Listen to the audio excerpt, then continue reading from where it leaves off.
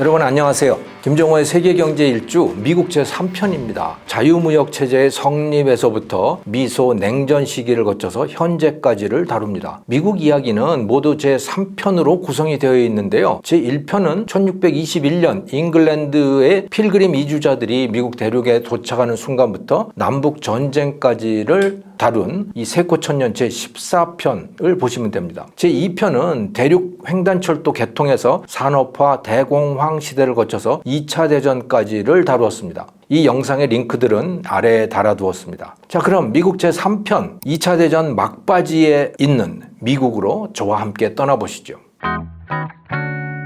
2차 대전이 막바지로 치닫던 1944년 7월 미국 동부의 작은 도시 브레튼-우즈, 여기에 마운트 워싱턴 호텔에는 44개국의 대표가 만나서 회의를 열고 있었습니다. 전쟁이 끝난 다음에 국제경제 체제를 어떻게 할 것인지를 논의하기 위한 것이었죠. 주도국은 미국과 영국이었습니다. 먼저 합의를 본 것은 통화체제였습니다. 먼저 달러의 가치를 고정을 시켰죠. 그래서 35달러의 금 1온스다, 이렇게 가격을 딱 고정을 시켰습니다. 그리고 이 달러를 갖고 오면 금하고 교환도 보장해 주겠다라고 정했죠. 그리고 나서 다른 나라의 통화 가치는 미국 달러의 일정 비율로 고정을 시켰습니다. 이것을 브레튼-우즈 체제라고 부르고 있죠. 이 체제를 관리하기 위해서 IMF 국제통화기구를 두기로 했습니다. 또 신생 독립국 같은 이런 어려운 나라들을 돕자, 그럴 목적으로 IBRD라고 하는 국제기구도 만들었는데 나중에 월드뱅크로 그 이름이 바뀌었습니다. 국제무역과 관련해서는 이 각종 무역 장벽들을 낮추자라고 하는 것에 원칙적으로 합의를 했고요. 구체적 사항은 관세와 무역에 관한 일반 원칙, 가트 협정이라고 하는 것을 통해서 정하겠다라고 합의를 봤죠. 그림에서 보시듯이 이 가트 협정이 발효된 1947년 이후부터 미국의 관세율이 급격히 낮아지는 것을 보실 수 있습니다. 즉 자유무역 체제가 자리를 잡아가게 된 것이죠. 이 새로운 체제는 여기에 참여한 대부분의 나라들에게 기적에 가까운 경제 성장을 가져다 주었습니다. 라인강의 기적, 일본 경제의 기적, 이탈리아 경제 기적, 프랑스의 놀라운 30년, 이런 급격한 경제 성장의 기록들이 모두 바로 이 자유무역 체제의 결과였습니다. 다만 영국은 전쟁이 끝나자마자 이 노동당이 집권을 해서 사회주의 정책을 펼쳤는데, 그러다 보니까 나라 경제가 뒤처지게 됐고 Sick Man of Europe, 유럽의 병자라는 소리를 듣게까지 되었죠. 전후의 경제 성장은 경제학자들에게는 기대 밖의 일이었습니다. 나중에 노벨 경제학상을 받게 되는 미국의 폴 사무엘슨, 또 스웨덴의 군날 밀단, 이런 사람들은 모두 2차 대전이 끝나면 전시 수요가 사라져서 세계가 공황 속으로 빠져들 것이다, 이렇게 경고를 했어요. 그런데 쓸데없는 근거 없는 걱정이었음이 바로 드러나 버렸죠. 사람들은 전쟁의 폐허 속에서 다시 일어나서 생산을 했고 또 소비를 했습니다. 그래서 자유무역 체제에 참여한 대부분의 나라들이 경이적인 경제 성장을 이뤄낸 거죠. 하지만 자유무역을 통한 번영은 선진국들에만 국한된 일이었습니다. 인구를 기준으로 하면 세계의 4분의 1도 채 되지 않았어요. 소련과 그 영향권하의 공산주의 국가들, 또 인류의 3분의 1에 해당하는 이 사람들은요, 자유무역 대신에 폐쇄적인 자급자족을 선택했습니다. 결과는 우리가 다 아는 것이죠. 또 인도, 이집트 같은 이 식민지 상태에서 새로 독립한 신흥 독립국들은 자신을 지배했던 제국주의 세력을 두려워했죠. 그래서 자유무역 대신에 수입 대체 산업화라고 하는 것을 추구를 했습니다. 그러다 보니 결국은 대부분 다 돈만 낭비한 채 경제를 키우는 데 다 실패를 했습니다. 신흥 독립국임에도 불구하고 한국, 대만, 싱가포르, 홍콩, 나중에 이 에이시안 포 타이거스라고 불리게 된 이 네 나라만 자유무역 체제를 적극 활용했고요. 그 결과 성공을 거뒀습니다. 한편 소련은 곳곳에서 자본주의를 뒤엎으려고 했고 미국은 그것을 막고 나섰습니다. 한국을 비롯한 세계 곳곳에 군사기지를 운영을 했죠. 그것을 위해서 많은 비용을 지출했습니다, 미국은. 그러던 중에 1957년 소련이 먼저 인공위성 스푸트닉을 쏘아 올리자 미국에는 비상이 걸렸습니다. 케네디 대통령은 1970년 이전에 인간을 달에 상륙시키겠다라고 선언을 하고 난 다음에 그것을 위해서 엄청난 노력과 예산을 쏟아부었습니다. 그 결과 1969년 7월 20일 미국인 닐 암스트롱 선장과 올드린이 아폴로 11호를 타고 실제 달 표면에 최초로 착륙을 할 수 있었죠. 그러는 과정에서 미 항공우주국 나사가 생겨났고요. 반도체와 컴퓨터의 발전이 아주 급속하게 진전이 됐습니다. 물론 그것은 모두 엄청난 세금과 부채 위에 쌓은 탑이었습니다. 더욱 돈이 많이 들어간 프로젝트는 월남전과 또 복지의 확대였습니다.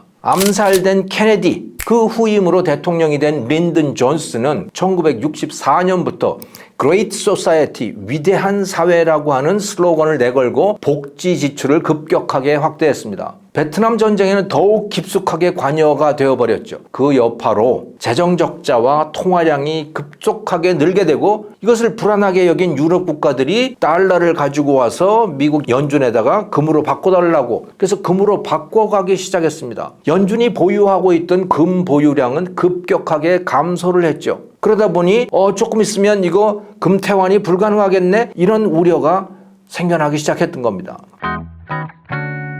결국 1971년 새로 대통령에 취임한 닉슨은 일방적으로 달러의 금태환을 중지하겠다라고 선언을 했습니다. 미국이 스스로 만들어 놓은 이 브레튼 우드 체제를 스스로 폐기해버린 겁니다. 닉슨은 베트남전에서도 손을 떼겠다고 선언을 했습니다. 이렇게 되자 달러 가치가 폭락을 했습니다. 그러다 보니 모두들 달러의 시대는 끝났다고 생각들을 했죠. 하지만 1973년 오일 쇼크 이후에 미국과 사우디 사이의 밀약을 통해서 페트로달러 체제라고 하는 것을 만들어냈고요. 기축통화로서 달러의 위상은 계속되었습니다. 그럼에도 불구하고 미국의 재정 적자는 계속되었고 국가 부채는 계속 늘어났습니다. 돈 가치는 떨어져서 인플레가 15%를 넘기도 했습니다. 미국 안에서 말이죠. 불황도 같이 겹치다가 보니까 스태그플레이션이라고 하는 단어가 등장하게 되었죠. 또 일본에 밀려서 이류 국가로 추락하는 거 아닌가, 미국이 말이죠. 그런 느낌마저 지울 수 없는 지경이 되어버렸습니다.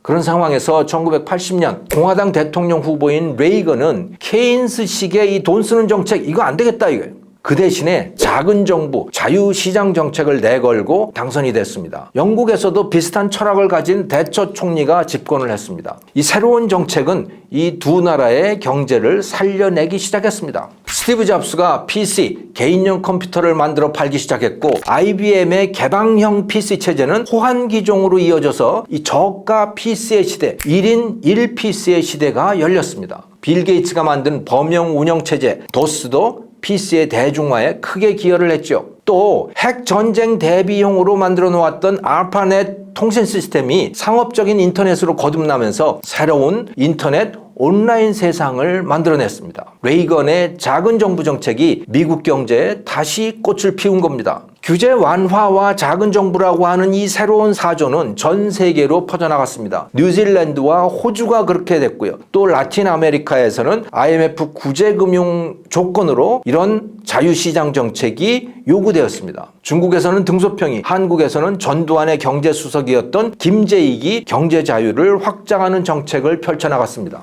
레이건은 경제에서는 이렇게 작은 정부 정책을 폈지만 군사적으로는 엄청난 확장 정책을 추구했습니다. 지구 궤도에다가 소련 미사일 요격 시스템을 만들겠다. 이걸 스타워스라고 했는데요. 이것을 위해서 막대한 재정 지출을 했죠. 소련을 압도하고자 했던 겁니다. 군사적으로. 그런데 소련도 이것을 따라하려다가 결국 붕괴의 운명을 맞이합니다. 물론 다른 여러 가지 요인들도 많이 작용했지만 어쨌든 소련은 붕괴를 맞이하게 됐죠. 이 시기에.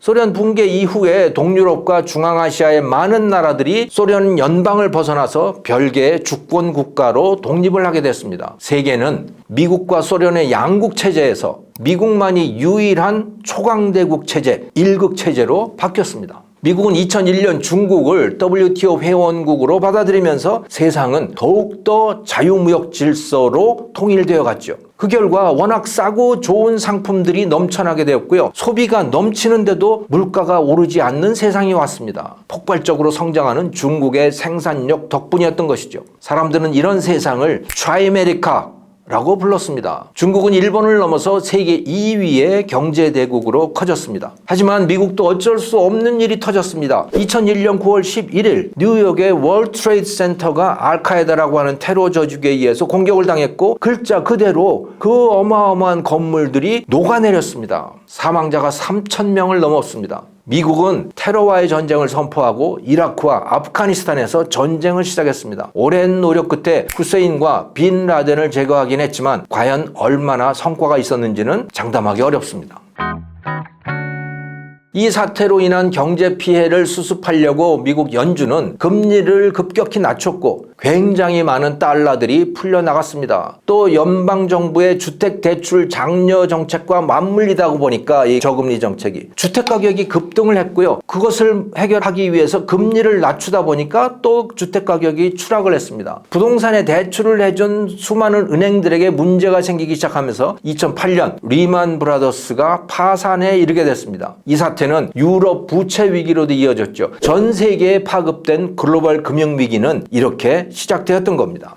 이런 상황에서 중국이 새로운 희망으로 등장했습니다. 그동안 아껴뒀던 재정자금을 풀어서 충칭 같은 이 낙후된 서부 개발에 투자를 시작한 덕분입니다. 그에 따른 수요 증가로 한국, 일본, 중남미 국가들이 중국에 대한 수출을 계속 유지할 수 있게 되었고 경제 붕괴를 면할 수가 있었습니다. 다시 말하면 글로벌 경제 위기, 미국발 글로벌 경제 위기를 중국의 내수 정책, 내수 확대 정책이 상당 부분 해결을 해줄 수 있었다는 말이었던 거죠. 이러다 보니 국제사회에서 중국의 목소리가 높아졌고 UN 같은 이 국제기구의 요직에도 중국인들이 대거 포진하게 됐습니다. 그리고 중국 내부에서는 미국에 대해서 노 할 수 있어야 한다는 여론이 높아졌습니다. 시진핑 집권 후에는 미국에 맞서는 나라로 중국이 새롭게 자리매김하기 시작했습니다. 미국에서는 오바마 말기부터 중국 견제에 대한 의견들이 나오기 시작했습니다. 그를 이은 트럼프 대통령은 본격적으로 중국과의 무역전쟁에 나섰죠. 중요한 물품에 대한 수입 관세를 25%로 높였고요. 중국으로부터 들어오는 수입품 말이죠. 첨단 반도체 기술의 중국으로의 이전을 차단을 했습니다. 바이든에 들어서는 더욱더 그렇게 됐죠. 이제 미국 및 서방 자유민주주의 진영과 중국, 러시아 진영 사이에는 극복하기 힘든 장벽이 생겨났습니다. 양분되어가는 세계에서 우리 한국의 윤석열 정부는 문재인 때와는 달리 미국 편을 선택을 했습니다. 미국은 과연 이 대결을 승리로 마무리할 수 있을 것인가 확신이 서지 않습니다.